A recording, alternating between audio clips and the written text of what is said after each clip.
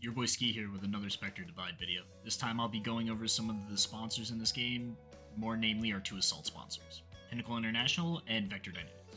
The assault sponsors excel at taking space, boosting your frag potential, and forcing enemies into a spot where you have the advantage in a fight. I'll be going over each of their abilities, best case scenarios, and maybe when you should consider holding them. Pinnacle International is the perfect sponsor for new players coming over from games like CS or even non-TAC FPS games like COD.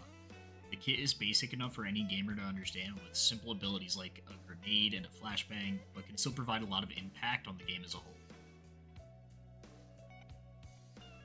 The first piece in Pinnacle's kit comes in the form of the Splinter Grenade. When thrown, the grenade will fly through the air, bouncing off of walls, and eventually hitting the ground where it will explode into 8 splinters, smaller grenades, which do 40 damage each. The grenade can be thrown far by clicking or lobbed by right-clicking. This is the perfect tool for clearing out positions that your enemies are tucked into, or their specters that may be lurking further on site or in spawn. Fair warning though, the game may not have friendly fire, but you can hurt yourself and teammates with the Splinter Grenade. You start out with one of these grenades each round, and with the ability to purchase an additional one, this tool will be available in full force from the get-go. With a little bit of a lengthy recharge at 75 seconds, you shouldn't expect to get more than 3 a round, but still worth every throw. Next up is probably the coolest ability in the Pinnacle International arsenal, the Adrenaline. When used, this ability instantly equips a Spectre linked stim, which heals the body you activated it on for 80 health over 10 seconds. During this time, you will only be able to use your pistol or your knife, so be careful where you activate it. That's not all though, because on the body not actively healing, you will gain enhanced vision and ignore weapon move speed penalties. The enhanced vision is almost like Bloodhound vision from Apex, where the map and terrain around you will go almost grayscale, while enemies are highlighted in a bright red, making them stand out a lot easier. Ignoring move speed penalty is nothing to scoff at either. Being able to run around with your gun out at full speed is a massive advantage in gunfights, especially when moving and shooting while ADS'd is fully accurate. While this ability does not recharge during the round, you are able to purchase 2 of them, so make sure you use them wisely. Last but certainly not least is the Flash Grenade. Pretty self-explanatory.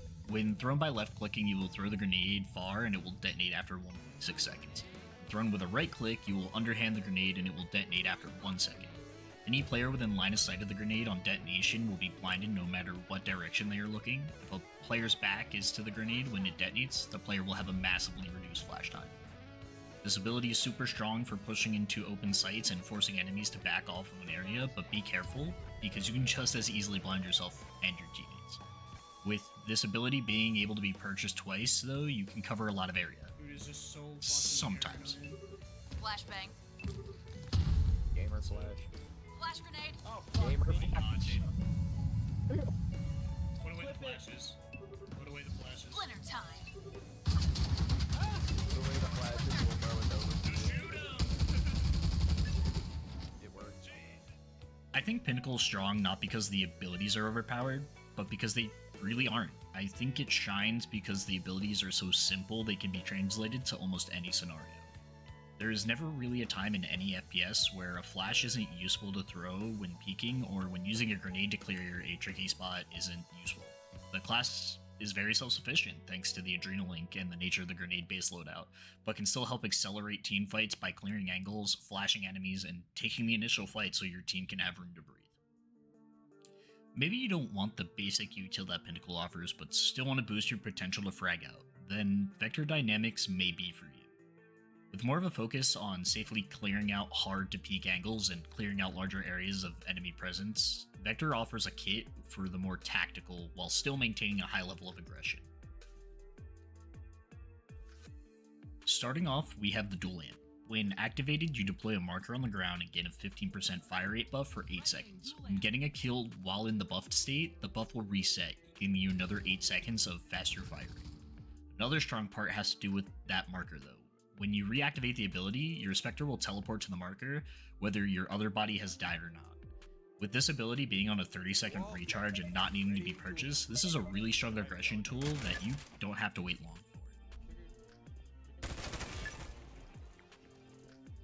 Remember they can Vector teleport. Go here, man.